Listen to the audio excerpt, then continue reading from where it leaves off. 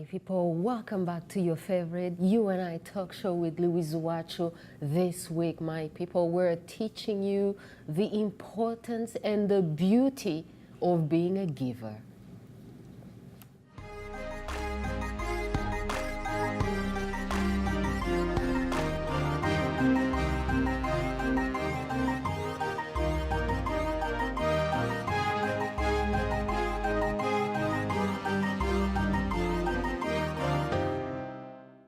All right, my people, welcome to You and I, Jacqueline WAY in the house. Thank you so much for having me. I am so excited to be here today.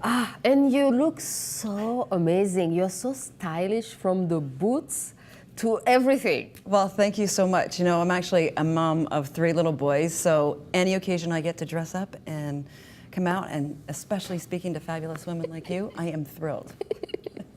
Thank you so much for being here. I love what you're doing, the 365 give. Thank you. I really love it, and I saw it and I was like, wow, like who is this and how did all this start? Well, this actually started a number of years ago. My husband and I were very blessed into the year 2007, and we adopted our first son. And you know, From here in Canada. He's local. I actually have 3 boys. They're all local, and very lucky, as our social worker always liked to say to us, we won the lottery of babies, and I was able to bring beautiful little boys home. And my oldest, who is now 9, his name is Nick, when he came home, you know, the first day I held that little 11-week-old boy in my arms, it really made me realize that I had to make the world a better place for this kid. You know, you could just see all the way around our world the challenges that are going on and the challenges for our children. And you know, I grew up in a different time, you grew up in a different time, but the challenges that go on today for children are just so difficult. You know, everything is so fast. There's so much stress. Obviously, we see the bullying in schools that has escalated out the window. And we see so much going on in the world that just isn't great. And so as a mom, my mission was, how do I make my little boy happy? How do I make his world happy? And that also means making the world a little bit happier. Yeah. So we decided to start a little project. And on his 3rd birthday, I was giving him a gift that was not going to be a new bike. It was not going to be that yellow truck. Instead, I was going to give him the gift of teaching him how to give back to the world. Wow. So we made a commitment, and every day for 365 days, we were going to do one thing to give back to the world. It didn't have to be big things. It was going to be little things that we could intertwine with our everyday life together. Such as? Such as picking up garbage as we walked down the street.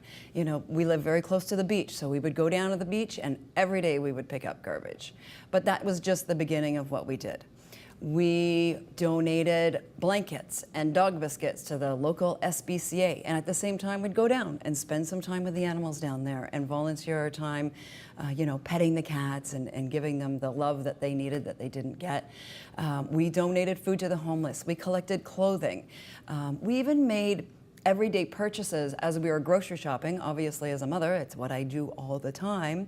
And so when we went grocery shopping, instead of buying food for the sake of buying food, we would buy food with a conscience and with a mission in giving. So we would buy ethical food, we would buy organic food, and we changed the whole way that our family looked at our everyday life to find the things that we could do every day to give back. Wow. You know, we can't all volunteer our time for hours and hours every week. You know, we are not a family that can give thousands of dollars away in donations. You know, I'm not an Oprah Winfrey or a Bono or anyone else. So we would just find those little things. You know, one of the main things that we did in our family that changed a lot for us is we really dug into the recycling and composting in our family. So even at the age of 3, my son learned to compost, he learned to grow his own garden, he learned to recycle and separate everything out. And over the course of the year, one of the main things that we did, and as a donation, is we kept all of our bottles and cans that we could take back to the depot.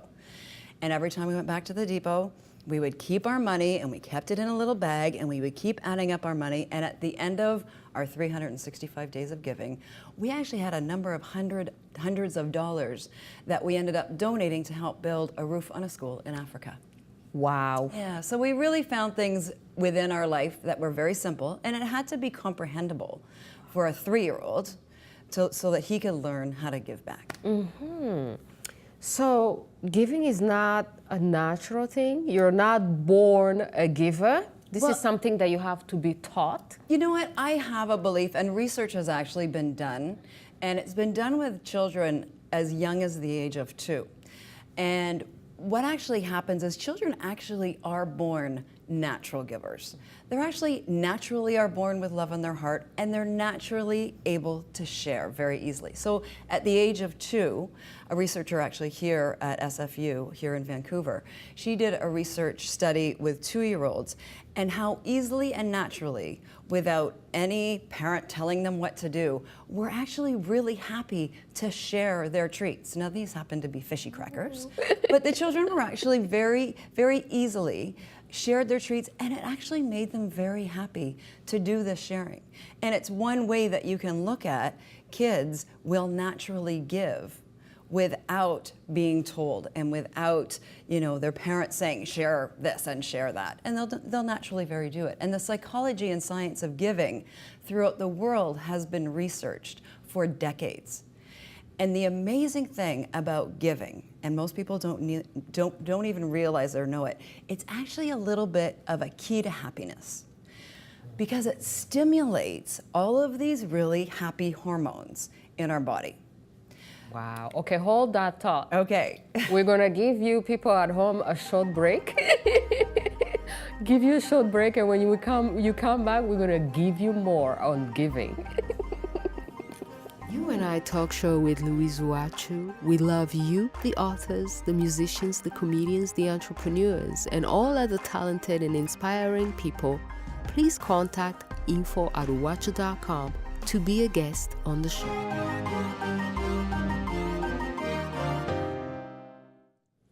All right, my people, we're back. So we're still giving. So you were about to tell us the benefits of giving. It's actually pretty amazing. So your body, when you even think about giving to another person, making a donation, the thoughts of altruism, as they call it, it starts to stimulate parts of your brain. It's in the prefrontal cortex of your brain. So it's that little part of your brain, and you'll appreciate this, when you think about sex. It's that same part of your brain that's stimulated that starts to get you excited, and it starts to make you happy. So the way to look at it is we know how it feels when you think about that beautiful piece of chocolate cake that you love, that first bite, that first melt in your mouth where you just, it's like that happiness injection happens. Well, it's the same thing when you give.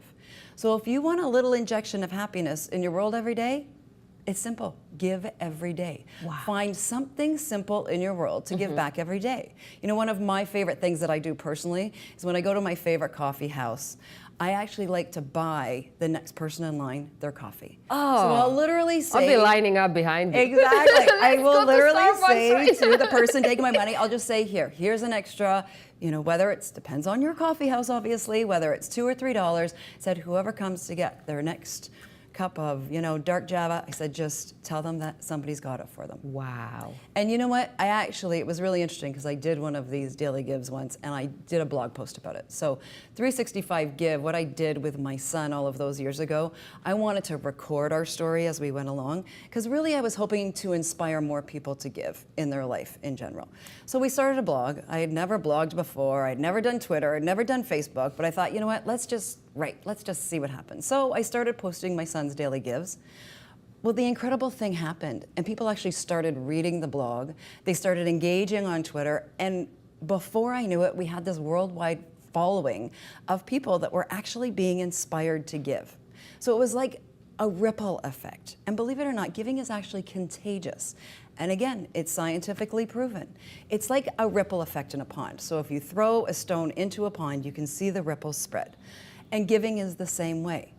If someone even witnesses you giving, it's contagious, and it can spread to what they call 3 degrees of separation. So me as the giver, you as the receiver, and somebody else witnessing it, it actually spreads naturally and organically. Wow. So if people start giving every day, me as the giver, you as the receiver, it will start to naturally spread throughout our world. And that's what we're encouraging people to do. We're trying to inspire more giving so that ripple effect of giving keeps spreading throughout our world, because that's the way we're going to get a happier world. So is this why the religions, you hear religious people saying, oh, there's more blessings in giving than in receiving? You know what? Personally, from my experience and from what I've seen from my son, absolutely it's true. And whether you're religious or not, you don't have to be. You don't have to be spiritual. You'll actually feel the effects of giving when you do it, because you'll get that warm glow. It's actually like a scientific thing, like you say. It is. I mean, religious people, they talk in terms of blessing, but you're saying there's actually scientific research behind that supports it. That it's not blessing, it's science. Believe it or not, it actually is. So, you know, even your stress hormones and what we call our cuddle hormone, it's actually stimulated in your body to give you that feel-good feeling. So when somebody comes up and gives you a hug and you feel warm and tingly inside, that's what you get from giving. It's like a natural warm hug from somebody else. And you get that cuddle hormone and stress relief in your life. It's automatically stimulated. But when you're giving, there has to be a taker. There's taking and giving. I mean, you can't give if there's no one taking. Well, we like to call it a receiver versus a taker. Oh, okay. You know, I like to think of, you know, taking a little bit more in the Christmas terms, where the kids are so excited and they can't wait to grab their presents from under the tree and rip them open. You know, we always like to think of giving as there's a receiver on the other end. And it can be in lots of different forms. It could be a person, it could be an animal, or it could even be our planet. And that's the way we teach our children, the children that are in our program in the schools, is that they can actually choose where they want to give back to, because it doesn't have to be another human being.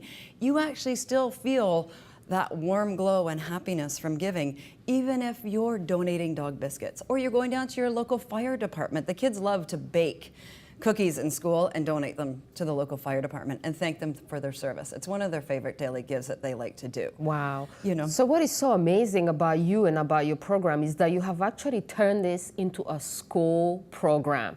Now it's being taught in schools in BC. It is. It's pretty remarkable. And I have to say, the first time we tested it out as a pilot program about 3 years ago, and we had about 300 kids in three different schools that were trying it out for about 12 weeks.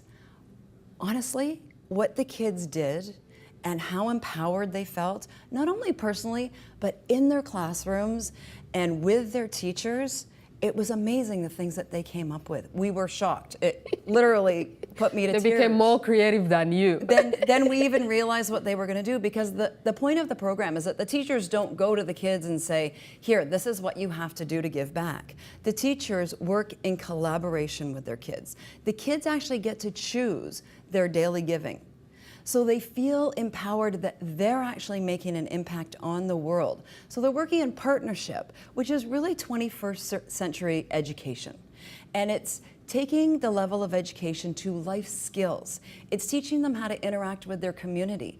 They're learning how to count money when they have a bake sale at school. So there's a whole new level of teaching kids on a real life level versus just here's your math book, sit and do your questions. Wow, okay. Let's take a short break, my people, and we'll come back and keep talking about this. You and I talk show with Louise UWACU. We love you, the authors, the musicians, the comedians, the entrepreneurs, and all other talented and inspiring people. Please contact info@uwacu.com to be a guest on the show.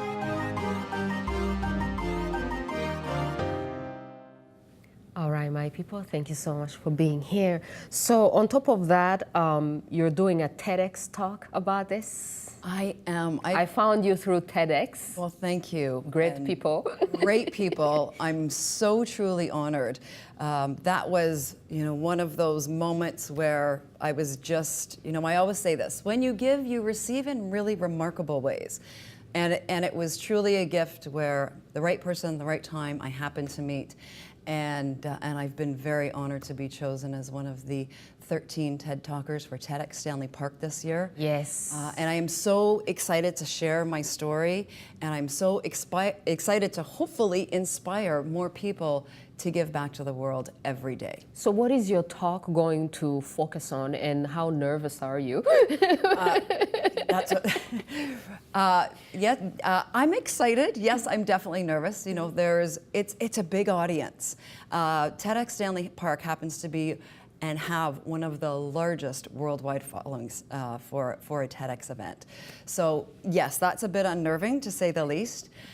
But for me, being able to share my story to such a large audience and to share the 365 give journey that I've experienced with my son and my family, and we still do every day, to be able to share that and then help people understand that giving just isn't, you know, a hokey, you know, feel-good thing.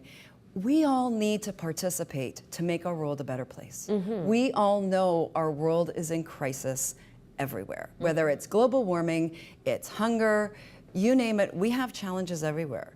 But if I can inspire people within their own lives to do something to give back, to help take our world out of crisis, to help make it a little happier, that's my blessing right there. That's my gift that I'm getting from doing this. That's what you receive from all that I will giving. be the biggest receiver that happens on that day. So who taught you to be a giver and to give? And did you grow up being a giver, or were you stingy back in the days and now you're catching up for all that stinginess that you had?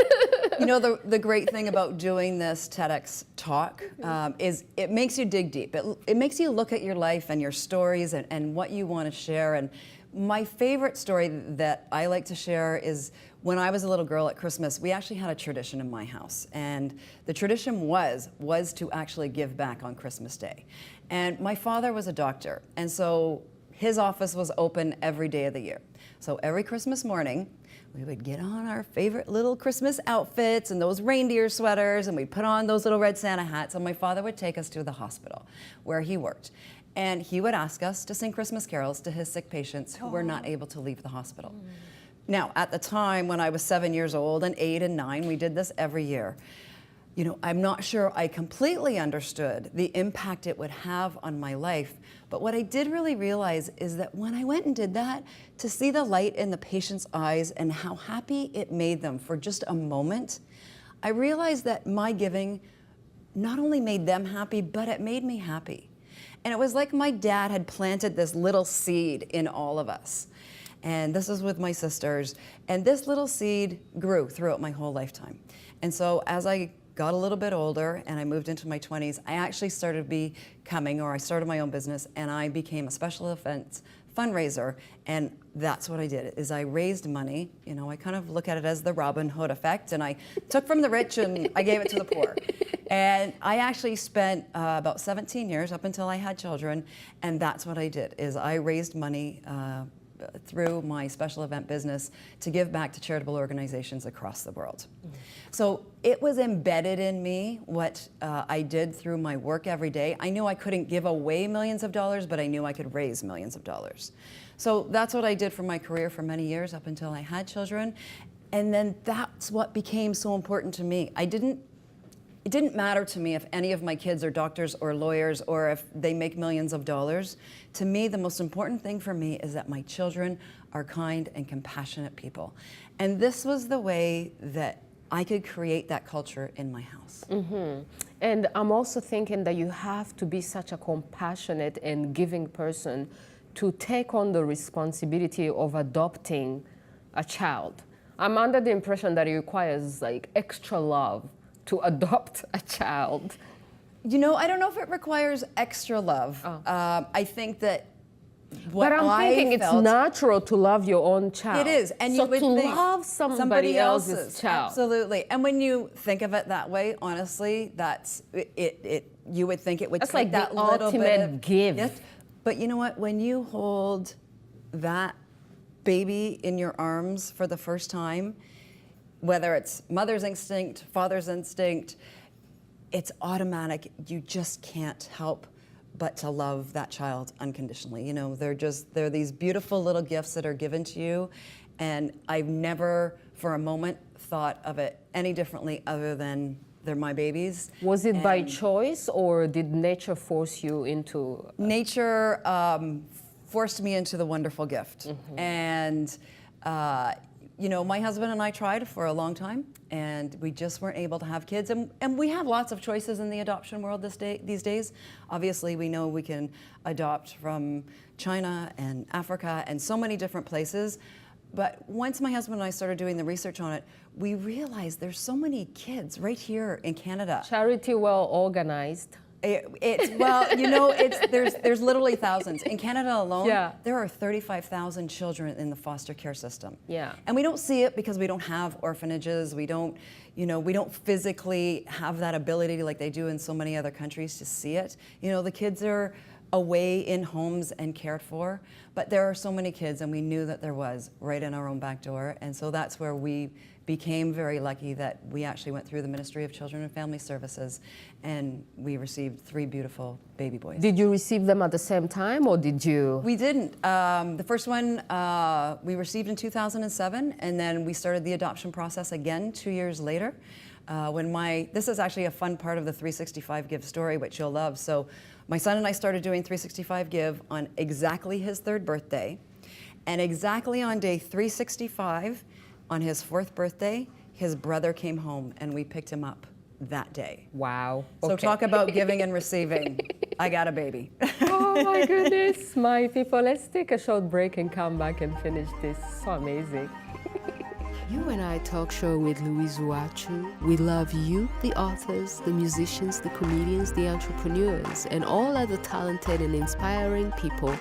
Please contact info@uwacu.com to be a guest on the show.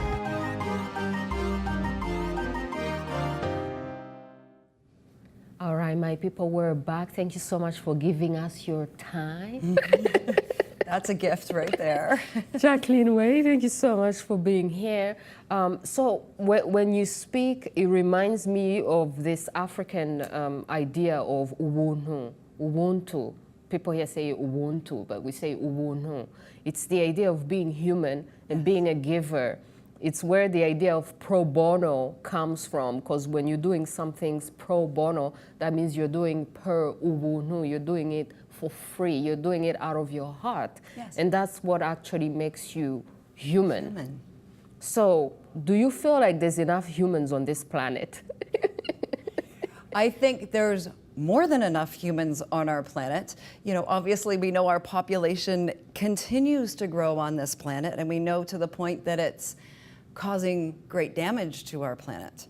But imagine that if every human actually not only learned to give back from a small age, but just made it a routine. It's a bit like brushing your teeth. It was actually easier to teach my son to give than get him to brush his teeth every day when he was 3 years old. And it becomes just part of who you are. You never think about it. If you see the homeless person sitting on the side of the street, I never pass them by. I don't even think it's not even in me to walk past them without getting down and recognizing them. Whether it's buying them a coffee, buying them lunch, giving them whatever change I have in my pocket.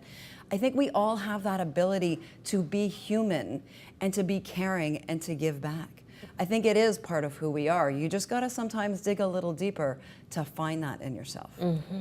Wow. So what would be your advice for young people? For young people, Yeah. find your voice. It's finding your voice. I believe that the children of our world have a voice that we don't give them credit for. I feel they have abilities that we don't give them credit for. I actually think that if families and schools encouraged and supported kids to do their daily giving in small ways, it would actually change cultures of schools. It would make schools happier. It would make children happier. It reduces their stress, reduces their anxiety. It will reduce bullying in schools. And it's even been shown it increases grade point averages because kids feel included in their education, and they feel included as part of their school community. Wow. So that's the way that we can help our schools and help empower children with their education, because this makes them happy from the classroom all the way up.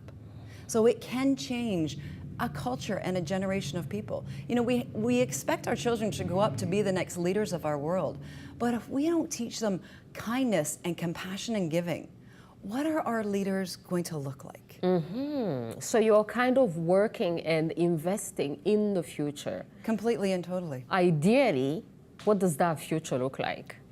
The future looks like a happy world for all of us.